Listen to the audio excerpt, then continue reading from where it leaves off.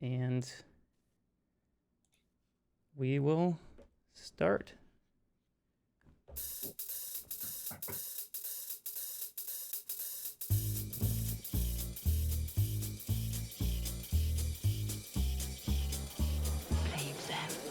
Yes, ma'am.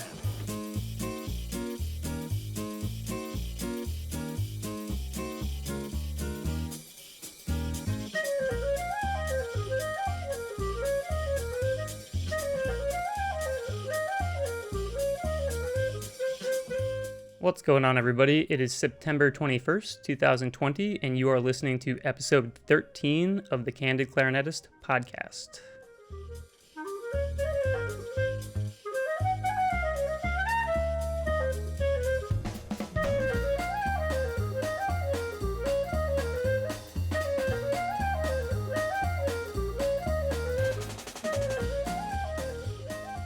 I hope everyone is enjoying the nice fall weather that we have suddenly been thrust into over the past few days.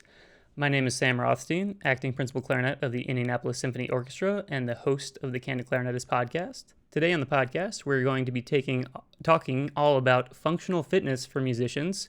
But before we dive in, just a few bits of housekeeping. We recently launched our new website, www.candidclarinetistpodcast.com, which will be the new central hub for all things Candid Clarinetists. So if you haven't had a chance to check it out yet, make sure to do so. Once again, you can visit the website at www.candidclarinetistpodcast.com. Also, if you like the podcast and are enjoying our content, make sure to hit the subscribe button and rate us on iTunes or your favorite podcasting platforms. I also wanted to take this opportunity to extend my condolences to the family of Jim Pine, who, of course, is a titan in the world of clarinet pedagogy and mouthpiece craftsmanship. He passed away recently, and I wanted to send my thoughts and condolences to his family, friends, students, and all those who knew him. So joining me today to discuss functional fitness for musicians are two experts in the field. And first up, we have Peter Brasovan, who is the co-owner of Naptown Fitness in Indianapolis, Indiana. How's it going today, Peter? Going great. Thank you for having me on. Really excited. Yeah, really happy to have you. And Austin Pancner, who is the founder of The Functional Musician, where he provides musicians with health and wellness coaching with the goal of having his clients perform without pain. How are you doing tonight, Austin? I'm doing great, Sam. Thanks for asking. How you doing, man? Doing really well. I'm really excited to have the two of you here. I wanted to just to briefly explain why I chose you two. I wanted to sort of bridge the gap between functional fitness and musicians. So I'm here as the musician, and Austin's a musician as well. And then Austin's sort of the gap bridger between functional fitness and being a musician. And Peter, of course, is the functional fitness expert. So I figured it'd be nice to have different points of view from our different experiences. And I feel like it could be a really interesting discussion. And I know for me, functional fitness has helped me tremendously throughout my playing career. And I think that it's really important to talk about. And as much as practicing and performing is important, I think taking care of your body is also incredibly important. So let's just start right off the bat. Peter, how do you define functional fitness? For me, functional fitness is a way of life and living your life in the best way possible, in the healthiest way possible, which we can go into a whole other definition of what health is in and of itself. But it really starts with the base layer of nutrition. And then you talk about being fit for what you need to do every day, being a parent, being a musician, whatever it might be, base layer of fitness. And then you can really get into the highest point of think about like Maslow's hierarchy of needs. The highest point would be like your absolute specialty. So talking to you guys and being functional, it's, are you getting paid to do something? That's the highest point of the need. But for the base for me is nutrition and just being healthy for your everyday needs. And Austin, what are your thoughts on this? Yeah, Peter, I loved what you said. I'm going to piggyback off of that. And I'm going to say for me, functional fitness is doing any type of fitness and setting up your health and wellness habits in a way that supports the life you want to live and supports what you love and do outside of the gym. So whatever exercises you're doing is going to translate over into what you love to do. In your case, it'd be clarinet. In my case, it would be trombone. And for nutrition, I mean, that also bleeds into every area of life too. And we could talk about all of those little nitty gritty habits for sure and dive into those. But really the main overarching thing is just living a life that supports what you do and supports what you love. Yeah, and I love how both of you talked about nutrition because I think that, well, I will speak for myself. This is the area that I struggle with the most. But really, functional fitness is, I mean, you talk about the pyramid. Everyone always talks about the pyramid. And Peter, I know it's stressed at Naptown, which we'll get into in a second. But nutrition is 80% of the work when it comes to functional fitness, at least from my point of view. Would you agree with that? I would absolutely agree with that. And when we think about it in more depth, for me, nutrition is the longevity of your fitness. Most of us, many of us, can get away with maybe poor nutritional choices at younger ages, maybe through college when we're just scraping by to pay the bills, and maybe even into our young 30s. But that's usually where many people start to really get slapped in the face head on with nutrition. You can't hide from it any longer. But then the problem is undoing the last however many years of poor choices. So the sooner that we can talk about nutrition with people, I think the better they'll see their actual fitness results get into their life and then get into their specialty, whatever that might be. Yeah, absolutely. So I'm going to give you guys just a platform here and just talk about your businesses and why fitness, health, and wellness are so important to you. So Austin, why don't you kick this one off? Sure. So, as you said earlier, Sam, I run The Functional Musician. I'm the founder and CEO, and we help classically trained musicians holistically perform without pain. So, along those lines, during my graduate performance academic career, I developed a pretty serious injury. I blew out my forearm, and it sent me down this spiral where I ended up blowing out my shoulder. I developed huge knots underneath my scapula, and I even got to a point where I couldn't take a full breath without feeling a stabbing pain in my chest. And this was the accumulation of, as you said earlier, Peter, with nutrition, just years and years and years of debilitating habits. And it was just catching up with me at that moment. And I didn't even know it. I just thought it was like, oh, I'm unlucky. Oh, I practiced too much, this and that, yada, yada, yada. But it was the years and years of debilitating habits. And as I did more research and as I was trying to get out of my own hole that I dug, I found functional fitness, as corny as that sounds. And I got a personal trainer certificate from the National Academy of Sports Medicine. And that led me down a path towards a lot of other certifications we can talk about later, including nutrition and corrective exercise, to name a few. But after applying those concepts, rather than being in an injury cycle for 3 years, I started backtracking and actually making progress along the way. And within the course of 6 months of applying these concepts, I was actually able to perform my trombone again, pain and tension free. And that was the first time in, oh my goodness, like 3.5 years. And, at that point, when you're in that debilitating cycle, it can be very mentally draining and it can be very hard to overcome a lot of those barriers that you necessarily don't see because they're in your blind spots. So getting past that point was a huge, huge moment for me. And then at that moment, I was also seeing other people who were struggling with similar things at my college, Indiana University. And I think there are 1,800 to 2,000 music students at any given time at Indiana University. So it's a huge school, and to see other people going through what I did, that really hit hard. It really hit close to home. And so I started developing this idea of the functional musician. And as I researched, it doesn't matter what really age you're at, performance related injuries tend to be a very, very common thing. And unfortunately, in our culture, it's not something that's very much talked about if you look, past the last 5-10 years. So that's something I'm definitely trying to change going forward. But I may have forgotten your question, Sam, but basically what I do is I help musicians develop healthy habits that have kept them in this debilitating injury cycle for years and years and years, maybe when they haven't even realized it. Because if you can set up your foundation, much less like Maslow's hierarchy of needs, but Austin's the functional musician's hierarchy of functional habits, that can support you and complement your performance career or your teaching career or whatever career that you want to do for the rest of your life. And that's my goal when I work with clients is, okay, like we're going to work together for 12 weeks. And at the end of this 12 weeks, like you're not going to need me anymore because we're going to work on these habits and we're work on developing the habits you need to be your most successful self and complement the lifestyle that you want. So that's kind of the short note, spark note version. Peter, I would love to hear what your business is about next. Yeah, Austin, that's an amazing story. It's so neat to hear such an in my mind, that'd be such a niche of thousands of people across the country to be able to have a subject matter expert in fitness that blends in with the musical side of things. It's just incredible to hear that. For me, I come from a background of more sports related fitness and health growing up. I actually played soccer my whole life, and then I was fortunate enough to go to IUPUI and on an athletic scholarship and played college soccer there. While I was there, I also attended the Kelley School of Business, and it gave me a really well-rounded background of, I loved fitness, but I always knew that there was something more to fitness in a lifestyle, but I just didn't know how. My best childhood friend, his name's Jared Beisco. He always had this entrepreneurial mindset that he wanted to start something, and he always thought he needed to start as an entrepreneur with a widget. He needed to create something. And then after a few years out of school, we both went off and did our own business things, and we both fell in love with CrossFit. And a lot of what CrossFit is, it actually defines functional fitness in what they do. And they say functional fitness is high intensity executed.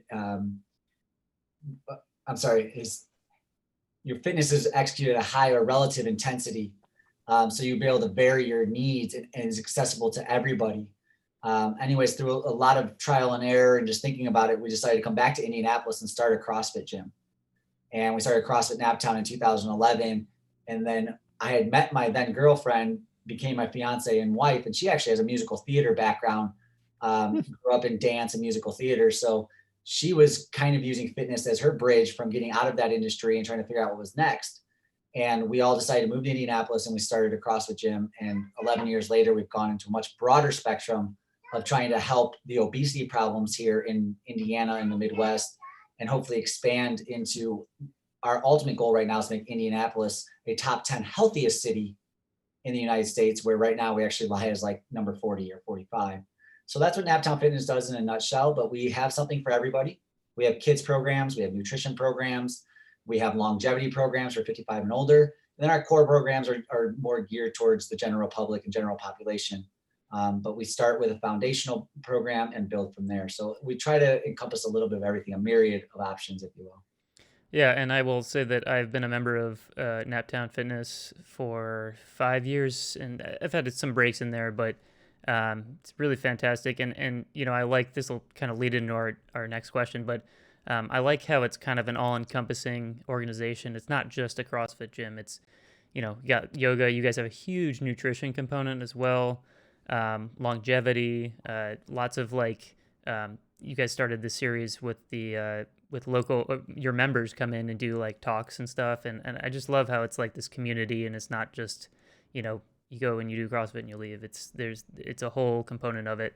And Austin, we've never worked together, but I think I'm probably going to need to call you up because I've had years and years of nagging injuries. So Yeah, well, I have an opening. Just ring me up. perfect, sounds good.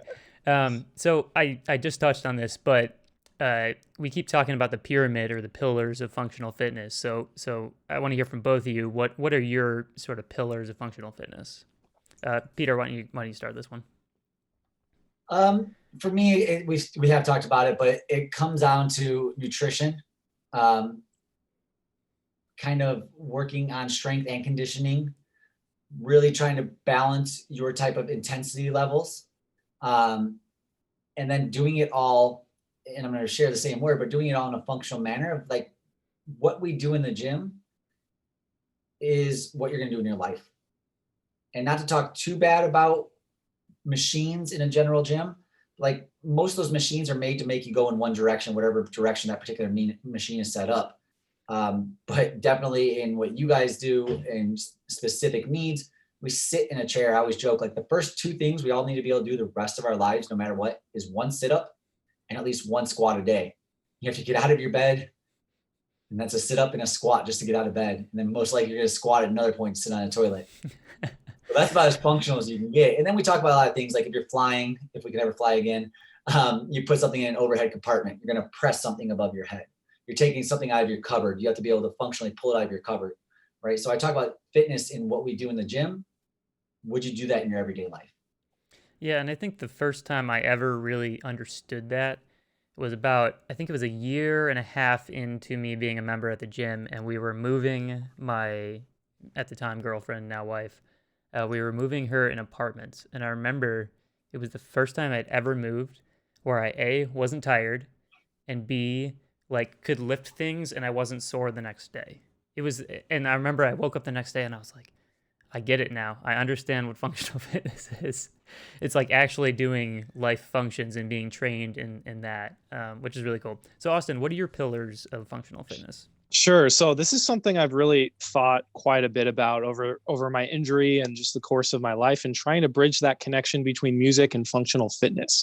Because obviously you don't need to, as musicians, as a clarinetist or trombonist, we don't need to bench 300 pounds in order to be functional in our performance career. So for me, I really focus on 4 different pillars. The first one is developing body awareness. The second one is strengthening our body into alignment. The third pillar is talking about mindset and mindfulness. They're not the same thing, but they do go hand in hand and are necessary components. And then the last but not least are daily foundational health and wellness habits. And this can be anywhere from 3 different health and wellness habits or up to, I don't know, 20, depending on the person. But the 3 most important is something I call a little health and wellness triangle: is sleep, hydration, and nutrition. And 90% of musicians, just throwing that number out there, a lot of people just don't do those 3 things: sleep, nutrition, and hydration. If you can do those 3 things consistently over the long term, that's going to solve a lot of problems, and you're going to feel a lot better both mentally and physically from that standpoint. But I'd love to actually go into each of these different pillars and talk about them. And the first one's developing body awareness. And as musicians, if we aren't able to recognize tension or pain in our performance modality in a high stressful situation, that tension or pain could become a prominent character in our performance. They could become the evil anti-protagonist that takes over our entire performance and interferes with our communication to the audience. So doing things like yoga, Alexander technique, or Aldoa, or mobility go a great way into be able to recognize that tension and pain, but also release that tension and pain if that tension or pain happens to occur in a moment where you necessarily don't want to experience tension or pain, if you ever do.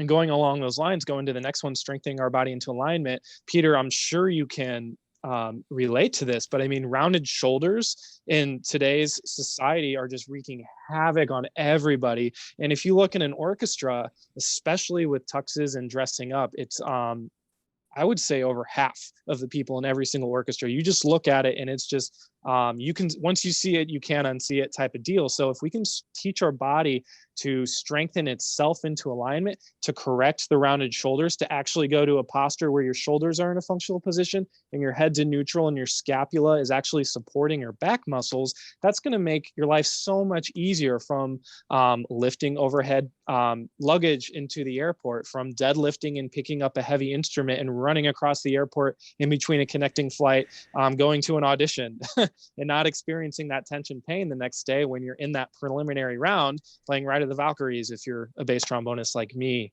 So there are a lot of different implications. And then going back to my last pillar, which is mindfulness and mindset, I mentioned that they aren't 2 different things. Mindfulness, Alexander technique uses it a lot, but it's really the ability to be aware in the present moment and be very curious about how you're moving, be very curious about how you're learning, and be very curious about just life in general. And then mindset, of course, as musicians, we have a lot of performance anxiety. That's something that cripples college and young amateur musicians nationwide, I would say across the world. And it's something that they have to constantly work on. And then they're also put in an environment that not necessarily is very healthy, because we're competitive from a very, very young age. It's a cutthroat world, unfortunately, and that can be very debilitating if you are a genuine human being who's very kind-hearted, but has a hard time blocking those things or turning them into opportunities for growth, as opposed to opportunities to fail, or roadblocks that present their ways, or present, what am I trying to say? That present themselves in front of the destination you're trying to get to. So it's really a full circle. And if you can be open to all of these different ideas, and no matter where you are at in your functional journey, I found that the clients that I work with, it's one of these 4 pillars that is holding them back. In a lot of the cases, it's a multiple one, but for me, like mindset, that's always going to be the thing that I'm working on, as opposed to strengthening my body into alignment or developing that high sense of body awareness you need to recognize tension or pain. and every client's different. Everybody has different needs, but it's really fascinating to see how if you can get them to understand the pillars and understand where they're at, they take control of their own growth and they take control of their own health and wellness habits moving forward. Yeah, absolutely. That's fantastic. Peter, do you want to respond to that?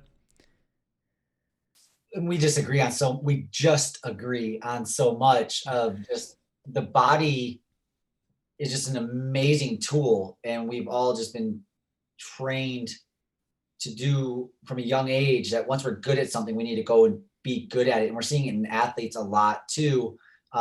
Once you get good at it, your parents tell you just play soccer the rest of your life or just play basketball. And then I know for you guys, it becomes so competitive. Austin just mentioned, it becomes so competitive at an early age that you just start playing that one instrument, but you're probably introduced to 4 or 5 instruments at first. And that's where Austin and I really come in, is like that repetitive injury, because our mindset changes, our nutrition changes, and we get so competitive. That's where the injuries start to come in. And wow, if we can start to focus on this at an early age, then Austin and I might not have jobs in a later year, and that'd be fine. So this is a great piggyback because I think injuries are a very important thing to talk about. And I think that, ironically enough, I think people shy away from fitness because I can't tell you how many times I've heard like, oh, I don't want to strength train because I might get hurt.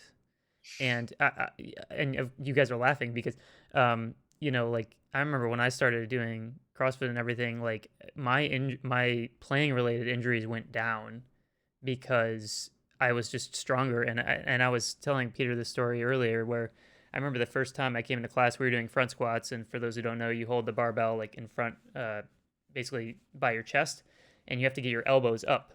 And I couldn't, because of my poor posture for so long, and I was scrunched forward, I couldn't get my elbows above like 90 degrees.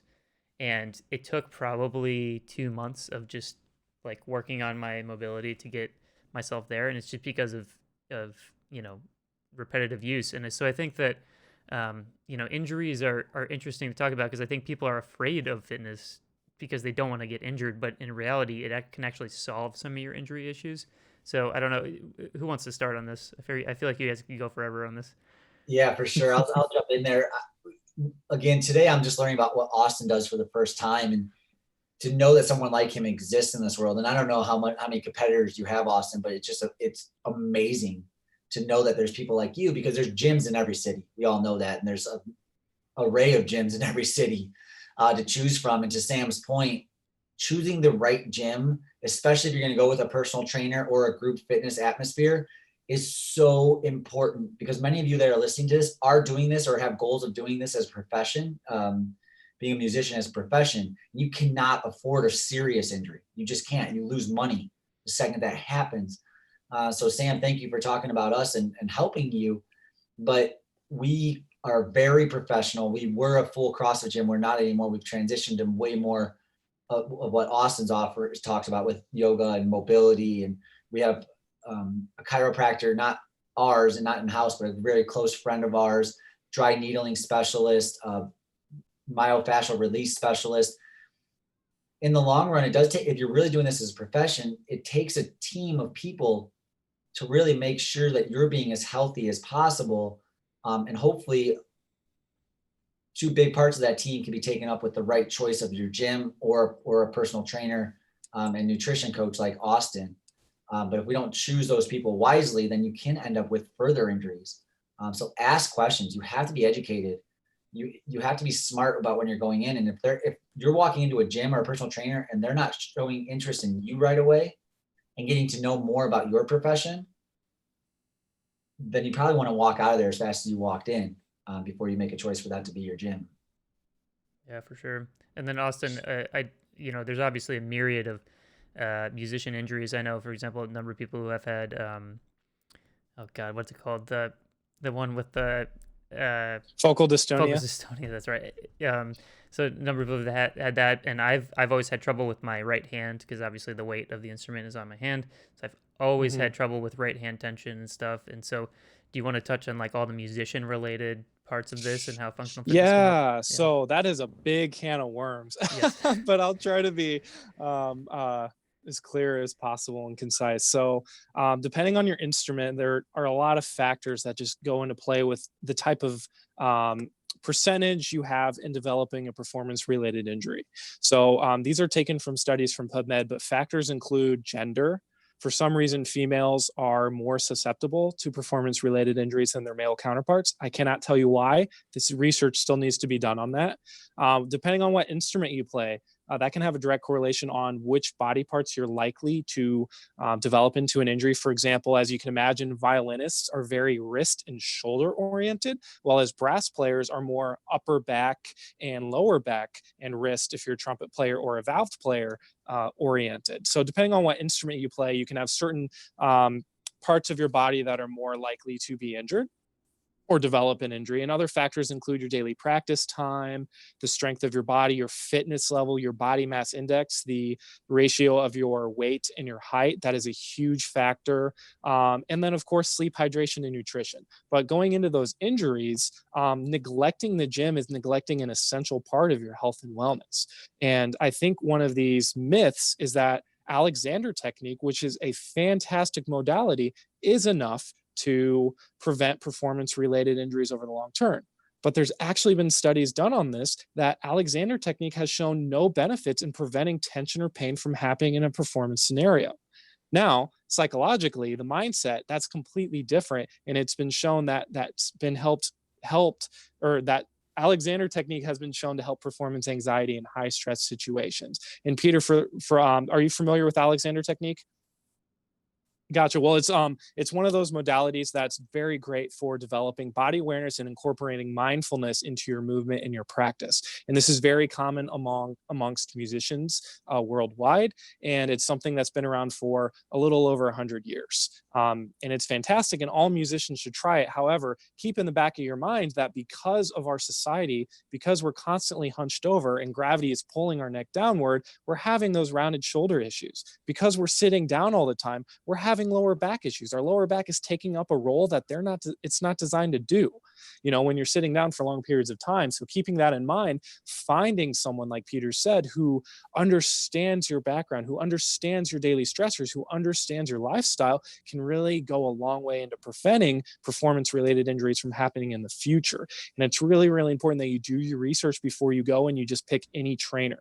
Because as you said, there are gyms across America. There are thousands and thousands of gyms, and there's not a lot of people like me doing what I do. So there's not a lot of people that know what you're after, that know your background and know your type of lifestyle. So you got to be willing to find one of those trainers that are open to listening to you, listening to what you struggle with, and also working on your weaknesses. Because there's a lot of trainers and a lot of gyms out there who only care about one thing: making you look sexy and getting a commission. And that's an unfortunate thing we don't have to talk too much about. However, that is a reality. And the first time I went to a gym, that detracted me, because he just wanted me to sign up because I knew he'd get a 50% commission into his pocket. And he wasn't really listening to the words I was telling him. So after searching and doing some research and trying out different trainers, I found one that worked for me, who was willing to listen to me and my story and actually answer questions and try to bridge that communication gap between music and fitness. Yeah, that's really wonderful, and a lot of great information there. So moving forward a little bit past the injuries, this is a big thing for me. Can you talk about the importance of discipline, the importance and discipline of like a routine? Like for me, I need to schedule my time and do it. Otherwise, I have a hard time sort of getting in the groove. And I know for people who aren't used to exercising on a regular basis or moving on a regular basis, this is incredibly important. So, Austin, why don't you start with this one? Sure. So, to just kind of go into that, I definitely have a routine, and we definitely want to figure out what works for us. For those of you that are familiar with habit building, you don't want to start with a very complex system of things to jump into. If someone gives you a very complicated workout program and you're a beginner and this is your first day, 2 or 3 weeks down the road, you're going to end up falling off that train, and it's going to be very hard to jump back on.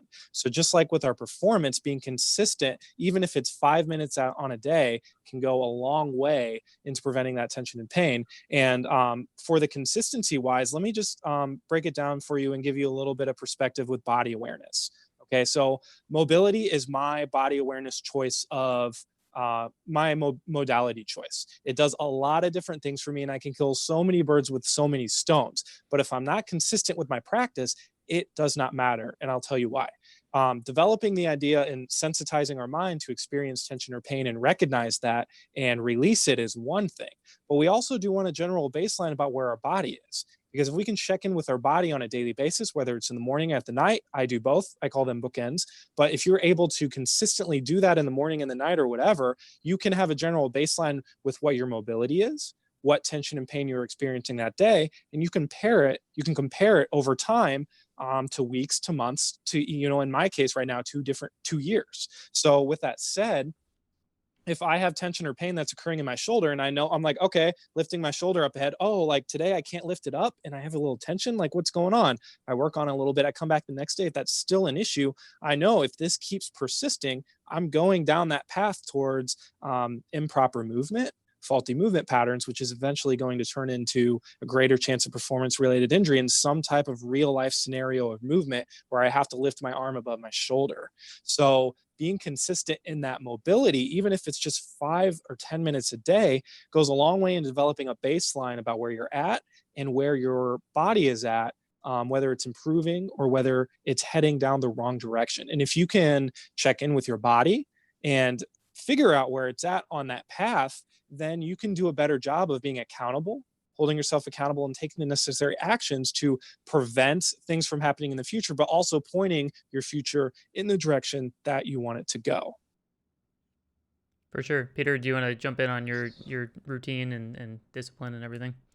Yeah, I come from a little bit of a different background on this one, in that majority of our gym is group fitness and group class oriented. We do offer many personal training options, and we do have a lot of personal training clients for some really in-depth accountability or routine building needs.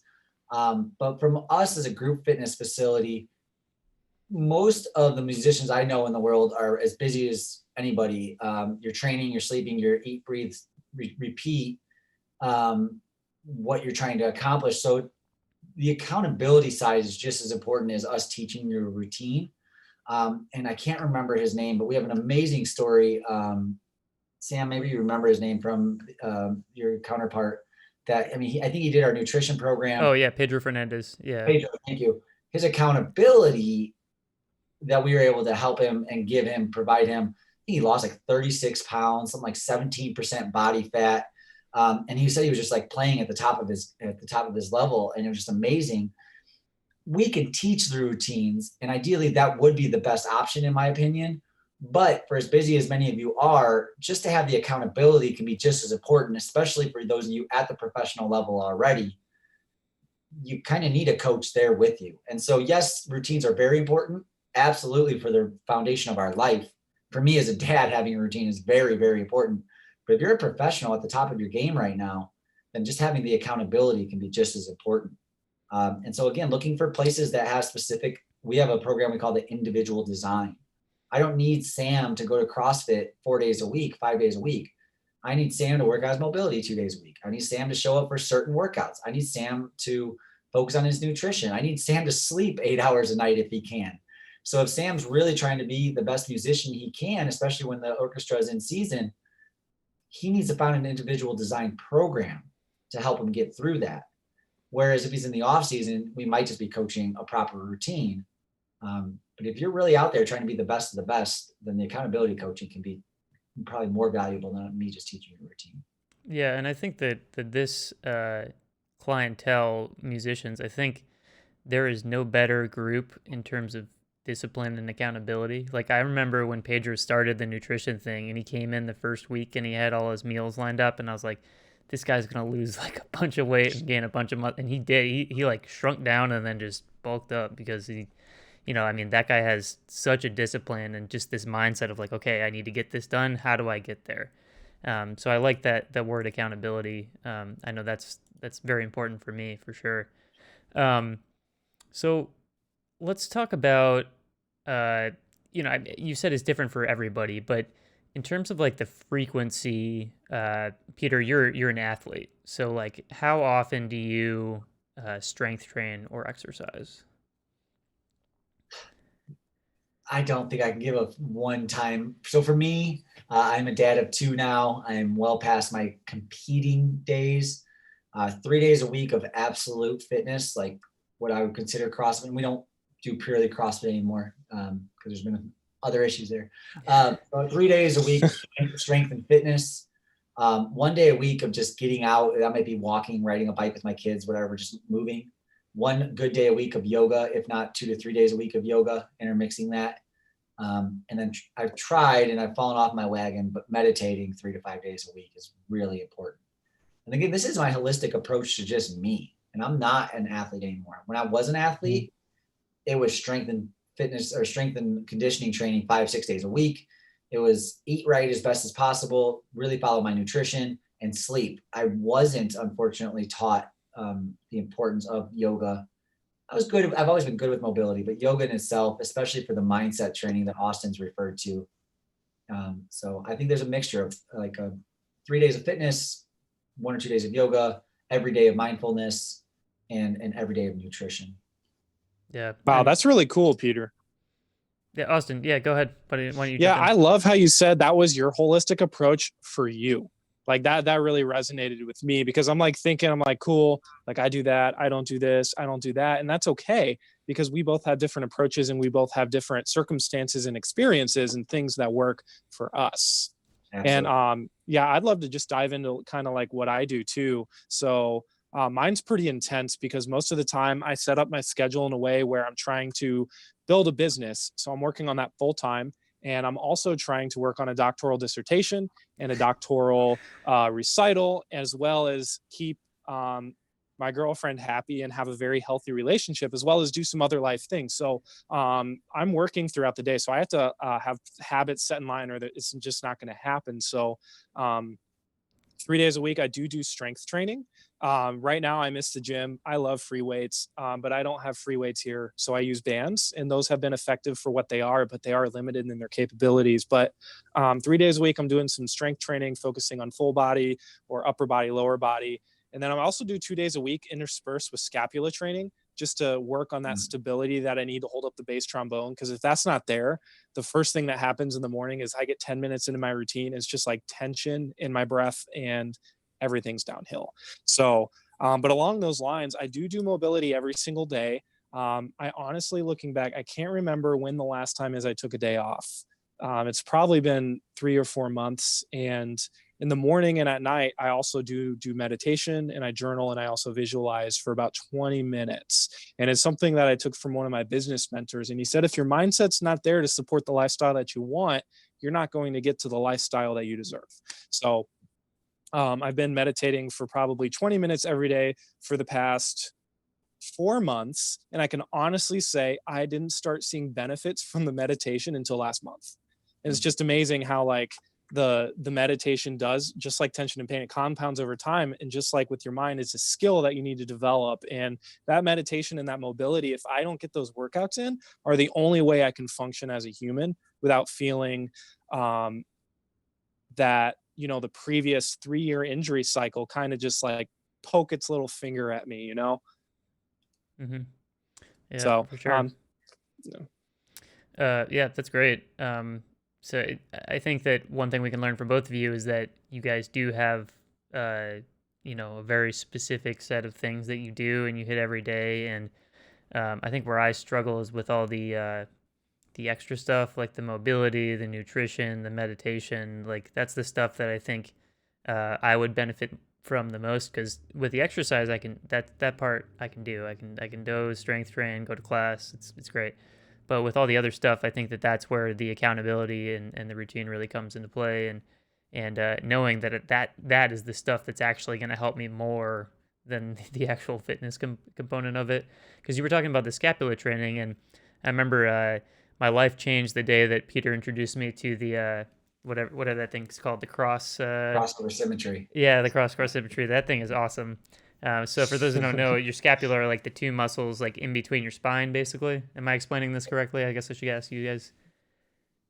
In More or between less. shoulder blades. In between shoulder blades, yeah. There you go. They really help kind of pull back the shoulders. And again, we've talked about like we've lost use of our scapula because of our cell phones or computers, and then driving, and then, oh, by the way, you would play musical instruments all day, every day. So this like shoulder, and if you're watching, like I'm very forward hunched, I'm really in this position.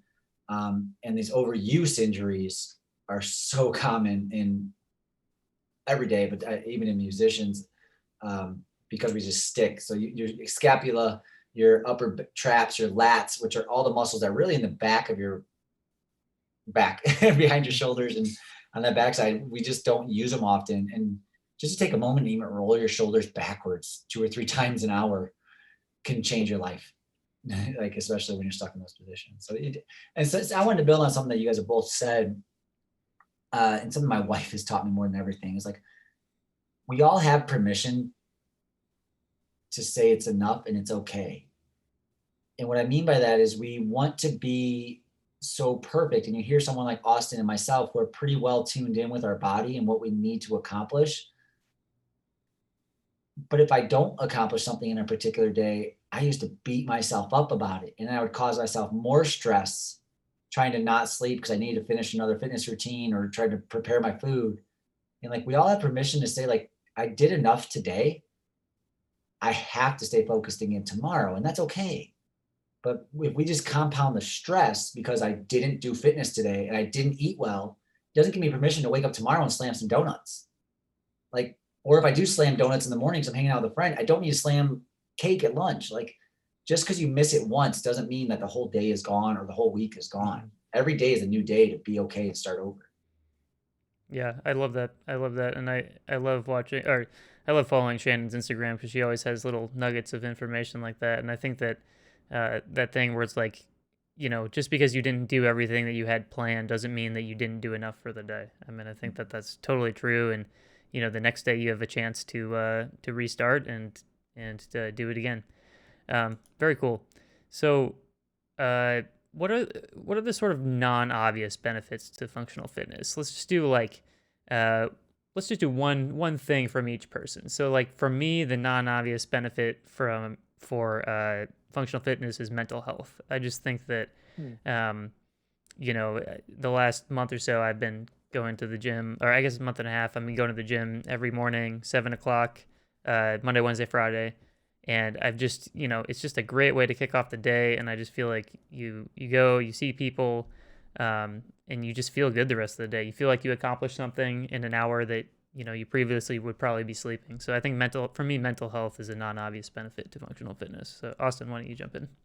Yeah. So as a musician, just getting away from the music life can be such a relaxing and mental break. It's just awesome to focus on a hobby and focus something outside of something you're so intensely focused on, because usually what happens is when we focus so intensely on developing any type of skill or improving any type of skill, we can get caught in our own circle and we can't see our blind spots, or we don't see things that are so simple because we're too busy hammering away at it. But if you can take that step back and do something you love, do something you enjoy, do something that kind of resets your body and your mind, it can be a huge just step back. And next time you go to practice, next time you go to study or do whatever you're doing in your musical life, you're going to be a lot more grateful and you're going to be a lot more in the moment and you're going to enjoy the process a little bit more. Yeah, for sure. Peter? Yeah, the escape of the world of reality when you're working out is absolutely we all forget about it, but especially again in the group fitness industry, you're not going to have your phone. You're not going to be thinking about your next practice or your next audition or your next whatever it is for 1 hour a day. And our coaches are literally instructed to provide the best hour of a day to all of our members. Like, that's their goal when they enter a class, provide you, the member, the best hour of the day. And so if you guys didn't know that, and then you come in and you have an awesome hour, then like for 1 hour, you didn't check your email, you didn't worry about what's for lunch or dinner. And it's a non-obvious thing that we all forget about. Like 1 hour of focusing on you, that's all we ask. Yeah, that's awesome. And definitely an overlooked benefit of functional fitness. So we've talked about it nonstop, but nutrition and diet. Can we give maybe just a few helpful hints to people who maybe aren't the best with nutrition and diet like myself? I'm mainly looking for advice from myself here from both of you, but like what's, 1 or 2 things that you would say could, get people to break the cycle and start on a sort of positive trajectory? So Peter, why don't you start off here? Oh, try to keep it short and concise here. Water, water, water, water. I start off every single day with about 20 ounces of water before I even brush my teeth, before I drink coffee, 20 ounces of water, and not slamming it, because I don't know, there's probably some benefits I don't know, but drink it moderate pace, 20 ounces of water. Eating colorful fruits and vegetables, and it sounds so stupid. They don't need to be cooked and baked and made some particularly perfect way. Just get them in your diet every day, especially vegetables. And really the big one that I am a stickler on, and my wife will tell me drives me nuts, is like, just avoid extra sugars. It is so addicting, and the Food and Health Administration in this world has done us no favors. I can't remember what it was. We've talked about this, but sugar has 26 different names, maybe more. Maybe Austin can remind me. Maybe it's 50 different names. It's a lot. and we don't realize how addictive that is, unfortunately. But if you can eliminate sugar, drink more water, then you're going to feel better, and you're going to have less joint pain. You're going to perform better, and just eat more vegetables. Those are my three. I could do a lot more, but those are my three basics. Those are great. Yeah. Well, Peter, I feel like we can be best friends. We literally agree. We literally agree on everything. And like when you said that water, drinking the 20 ounces of water before your first cup of coffee, so important. I actually make all of my clients do that as well. That is such a great habit just to get into, and it sets up your day. And it, just like Sam said earlier with his workout, it gets you into that productivity mode and be like, yeah, I just did this. And it also wakes you up quicker and gets you in that zone of high energy and high productivity from an early part. But that doesn't count as my one, because I was just piggybacking. So my other two would be just like as a general rule, the more processed a food is, the less nutrients it's going to have, and the more energy that your body is going to use to digest that. And maybe it's going to leave you feeling groggy or foggy or less focused, or maybe even have a stomach ache or a little bit of a headache. And those are all signs that that quality of food is very, really poor. So by focusing on what Peter said, focusing on foods with less ingredients, foods that are closer to that 1 or 2 ingredient mark are really, really key, like chicken and vegetables. And I don't want to say whole foods because that's such a generic term, but yeah, whole foods. That can go a really, really long way. And just remembering that processed foods, 80 to 90% of the 80 to 90% of the food in stores are processed foods anyway. So you got to really be diligent when you go into those grocery stores and be like, I'm going to buy everything on this list and not look at those sugary sweets that are right in my eyeball. And the last thing I would probably say, this is really hard because there's so many good habits that we can just develop. But I would say, I'm probably just going to keep it at that. Those are all great ways to get started. If we overload you with information and you try to do all these things, you're going to drop them all at once, like juggling a lot of different balls. So definitely focus on that hydration. Definitely focus on eating very, very nutritious foods with lots of colors and less ingredients. And just remember that sugar, if it's not one of those 1 or 2 ingredients, there's probably a high amount of sugar in there. And the more sugar you have, the more greater chances of developing those diseases like diabetes and all of those bad things that happen down the road. Yeah, absolutely. I think one thing that Peter, your counterpart Jared, he said to us in our intro class was, if you shop on the outside of the grocery store, generally that's like the safest place. Like if you go around the outside aisles, that's where like all the fruits, vegetables, whole foods. You get a little tricky when you get to the frozen foods because that's kind of like where everything's jammed in. But I think as a general rule of thumb, like shopping on the outside aisles of the grocery store is a good place to start. And because generally all the processed stuff is in the middle, so just take a look around the outsides. You'll find all the fruits and vegetables. I'm gonna try to be as quick as I can, but like there never will be, and there never has been a fad diet that's a one-stop shop.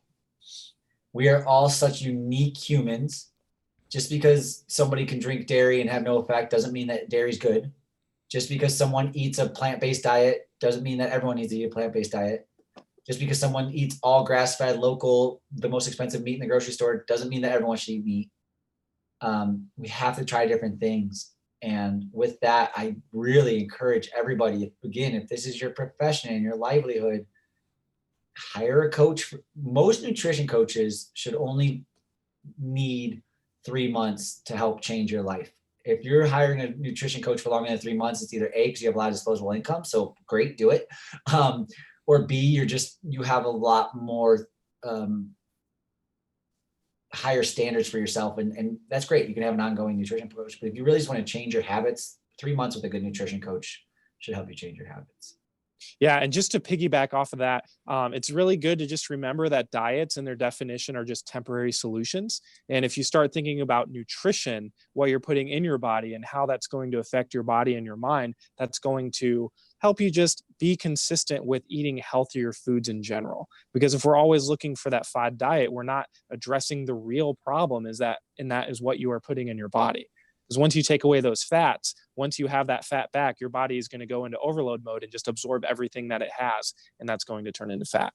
And that's just one example, but just remember that nutrition, as opposed to diet, that mindset shift, very, very small, but also very, very important. Yeah, we call it a lifestyle, right? Well, fitness and everything should be, but like, again, it's a buzzword, but nutrition truly is the lifestyle that you live. It's okay to have a few beers as long as you're not doing it every night, right? It's okay to do a couple of those things. And as long as you're of age too, for our underage listeners. Thank you. Yes, of course. And one more thing, just to piggyback that off of, for the nutrition, like I love thinking of it like a batting average. And I'm not going for a perfect batting average. I'm just going for a really high number. And if I know that I'm getting to that number every week, like you said, I don't feel guilty having an adult libation or a beer. Like I don't feel guilty eating half a pizza, as long as I know everything else and that batting average is still staying consistent. Yeah, very cool, guys. So let's touch on one more topic, which you guys have also mentioned, which is the sleep, rest, recovery aspect of functional fitness. And another area where I tend to struggle with. I've been much better recently, but as you can tell, I'm struggling in a lot of these areas. But yeah, sleep, rest, recovery, man, I feel like it's so important. Which one of you wants to go first? Either one. Peter, go ahead. I'm really curious about what you have to say. Again, one of the worst things in our lives ever happened to us was the internet, because you can go and Google 97 things about sleep and find out all sorts of information. But the reality is you have to do what's best for you. I know plenty of friends that are functioning at 6 hours of sleep, and they seem to be very healthy. They seem to really hit on all cylinders. They're high profile people that are really able to do it. But we all have heard, hopefully, somewhere between 7 hours and 15 minutes to about 8.5 hours is really the sweet spot that we're trying to get to. But you can go into so much information about, well, there's REM cycles, there's 1.5 REM cycles. So really 6.5 hours is ideal, or whatever. You have to be rested. You can't catch up on sleep either. That one drives me nuts. Just because you slept for 5 hours one day doesn't mean that you can sleep for 12 the next day and average it out. You just have to listen to your body. If you can take a nap some days and it's truly available for you to take a nap, do it. Like, don't give in, don't fight it. Usually a nap comes on from either not sleeping pattern, going back to routine. Sleep is the biggest routine, I could say. Or it becomes your diet of why you're becoming so tired. Those are usually the biggest contributors to bad sleep. So going back to one of your questions earlier, Sam, the last thing I'll say was with sleep is that's the only thing I do try to make really routine. I try to get to bed and I do listen to the internet, what they say out there. I try to read before bed instead of watch TV. We sleep with our phones in a separate room at this point, my wife and I, which was about 2 years ago, and that was a game changer. And try to shut down that blue screen about at least 45 minutes before bed. But that's beautiful, Peter. Yeah, how much sleep is going to be a little bit different for everybody. Mm-hmm. Yeah, I'd love to piggyback off of that and kind of connect the bridge to the music life. I'm going to agree with everything you said. That's really, really great. Eliminating that blue screen, and everybody's different, but prioritizing that sleep. And I would actually argue that, I'm agreeing with you, but I would also argue to everybody out there that sleep is the most important health and wellness habit you can have. Because if you start neglecting your sleep, if it starts to decrease in quality and quantity, depending on you and your situation, that's going to literally affect everything in your health and wellness. So just to bridge the gap a little bit, if you're a musician, if you're in college, or whether you're a professional performing musician, especially if you're a brass player, lack of sleep is going to directly correlate to how your chops respond and feel in the morning. It's also going to directly correlate to the amount of practicing you did that day and the retention from short-term into long-term memory. So for example, if you have a very hard 4-bar passage of 16th notes, you practice for 45 minutes on day A, and then you got 4 hours of sleep. And on day B, you're expecting that to be a little bit better. It probably will be for the 45 minutes. But if you would have focused on 30 minutes and prioritized 7 to 8, maybe even 9 hours of sleep, there's a chance that maybe you wouldn't even have to work on that lick anymore. Just hit it a couple times and know that it's there because you put in the necessary work, but you also gave your brain the time to develop that myelin around those neurons to develop that skill and improve that short-term and long-term memory, if that makes sense. So just as a musician myself, when you're in those high practicing audition scenarios and you are learning so much and practicing at a high level all the time, prioritizing that sleep is something that if you neglect, you're actually going to be hurting your progress and your gains over the course of whatever audition cycle or recital period that you are practicing for. So, and that's just one of those examples, example of how one simple health and wellness habit can bleed over into music performance. And it's not that one lick that's going to go to short-term to long-term memory. It's also everything else you practice. So if you're practicing good, healthy habits in your performance and you're getting adequate sleep, that's re-solidifying these healthy habits. And every time you go to your instrument, you're going to feel that 1% improvement or 2% improvement that's so essential over the long term that we're trying to strive for. So I think that's all I'll say on that topic, but I think it's a really important one that we just want to keep in the back of our mind because it's not something we necessarily really think about. Yeah, for sure. Sleep is so important, and just being well rested. I know when I have an audition or a big concert coming up, I always try to increase my sleep and my rest and decrease my practicing. I think that that's an important thing because, like you said, sometimes just getting an extra hour of sleep is worth the 30 minutes of practicing that you might have missed out on. So great. Guys, this has been really fantastic. Before you leave, I always like to do this for my guests. Any last words, shout outs, pieces of advice, words of wisdom? So Peter, you want to start this one? One area we didn't talk about, and I just want to hit is, and one of my coaches said this to me early on in at least my adulthood, is your body doesn't know the difference between stress. So it doesn't know if my kids are sick. It doesn't know if I have a big test coming up. It doesn't know if I have a big audition tomorrow morning. Your response internally is all going to be high cortisol levels, high stress, bad sleep, crazy habits. So going back to the routine question earlier, is finding a way that always works for you to decompress a little bit is really, really probably the last piece of the health puzzle that we didn't talk about. We have to deal with stress, and most of it can be fought with all of the things we've talked about by sleep, closing down technology, focusing on your nutrition, things like that. But be mindful of what's going on around you, and do your best to go for walks, get out in nature, breathe clean air, try to escape reality from time to time because stress is nasty. Yeah, for sure. Austin? Yeah, beautifully said, Peter. I agree with everything you said. As for the whole conversation, I agree with everything you say. So it's certainly been a pleasure. Thank you, Sam. Thank you, Peter. It's a pleasure to be here. For those of you that are interested in what I do and want to communicate, I'm available on Instagram, The Functional Musician, as well as LinkedIn, The Functional Musician. If you have any questions, if you're experiencing tension or pain, just shoot me a message and I'm happy to listen to your story and see how I can help. Awesome. Well, thank you both, Peter. And you can check Peter out on at Naptown Fitness if you're in the Indianapolis area. Fantastic gym, just amazing people there. Both he and Jared, the co-owners, fantastic individuals. And then Austin, as he just gave this beautiful plug for his business. I think I might have to send you a message on Instagram, though I think I have your email now, so maybe I'll do that instead. But yeah, if you're looking at trying to limit your tension and pain while playing, it's very, very, very important for the longevity of our careers because many people don't know that we do this for sometimes 30, 40, 50 years, and keeping our bodies in tip-top shape is incredibly important.